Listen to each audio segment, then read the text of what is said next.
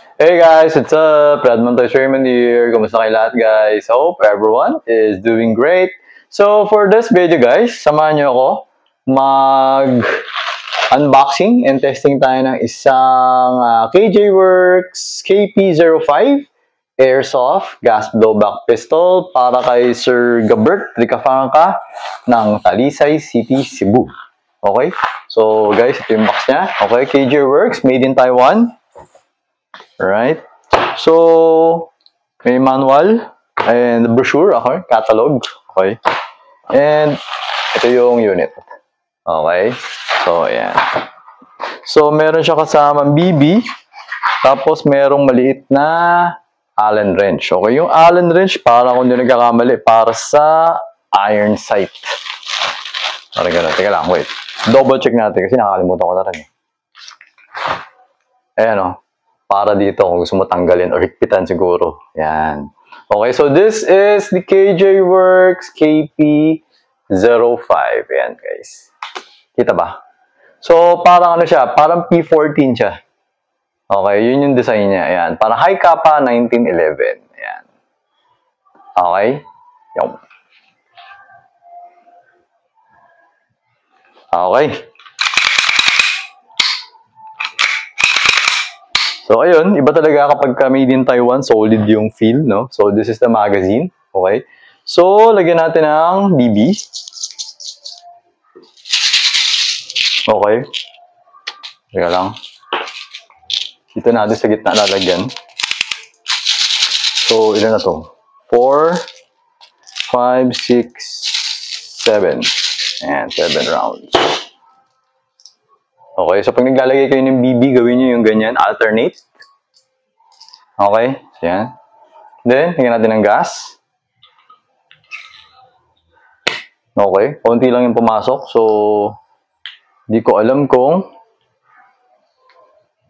Wait lang, may narinig ako.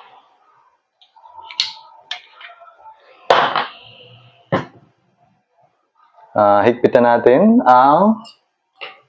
May singaw siya sa ilalim, no? So, higpitan natin. Saan yung Allen wrench ko?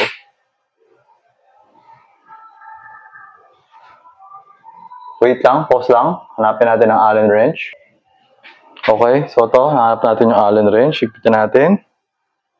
Okay, medyo maluwag. Tapos, yung valve naman, yung input valve, higpitan din natin. Okay, wala na. Alright? Ngayon, kargahan natin ulit, konti. Okay. Ayos. So, wala nang singaw. Balik natin yung... Ano ba ito? Takip sa ilalim. Para matest fire na natin. Okay? So, always remember to keep your trigger finger out. Make sure that the muzzle is always pointed at a safe direction. Okay, so ano nga ba babarilin natin dyan? So, 2.5 meters. Medyo, teka lang, pataas to eh. Medyo mataas kasi yung hap na to.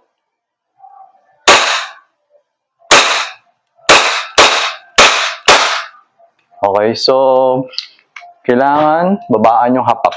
Okay? So, wait. Adjustin ko na lang din. Parang bala yata na ginagamit dito. Kailangan ay... Yan. 0.30 siguro. Parang ganun. Okay, basta yung hits niya mataas eh. So, yan. Pero diretso naman. Okay, so yan.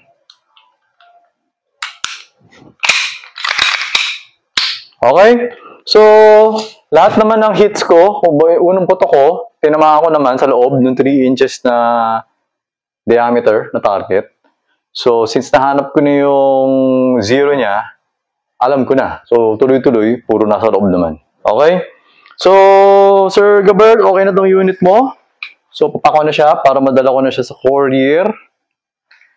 Mamaya. Okay?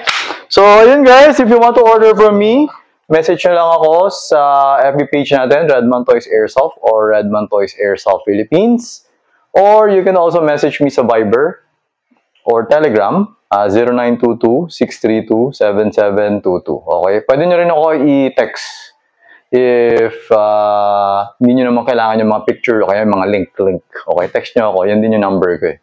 Okay? So, ayun guys. Until next vlog, always remember to stay safe, stay great, be good, and be thankful always. God bless everyone. Bye-bye.